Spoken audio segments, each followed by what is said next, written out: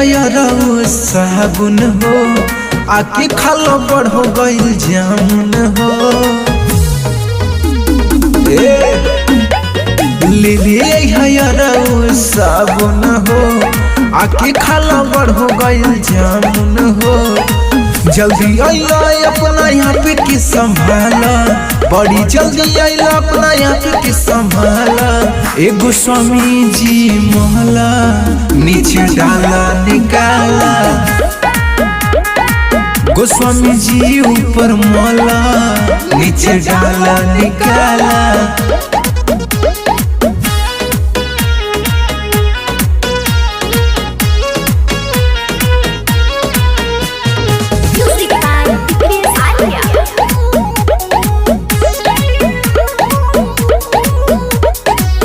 करब मना हमें मन बन बात हो, जानता नहीं कहिए देव हमारा संग घात हो।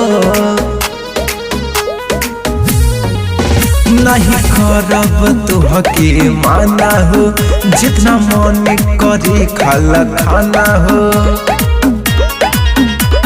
ले हयरऊ साबुन हो आके खाला बड़ हो गइल जामुन हो। जल्दी आइला अपना यहाँ पे की संभाला, बड़ी जल्दी आइला अपना यहाँ पे की संभाला।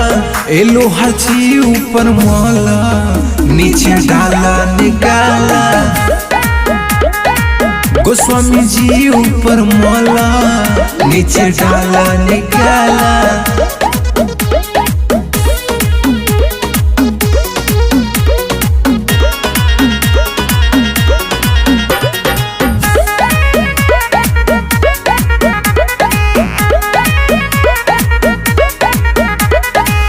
होली में तनी धीरे धीरे जोता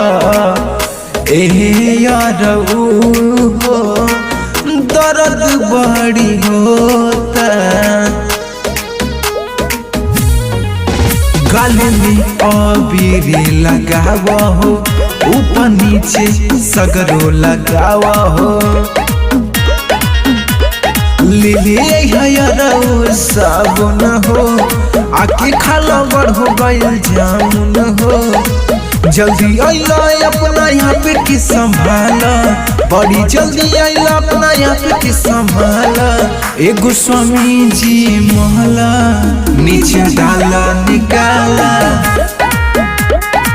एलो हर जी ऊपर मोला नीचे डाला निकाला।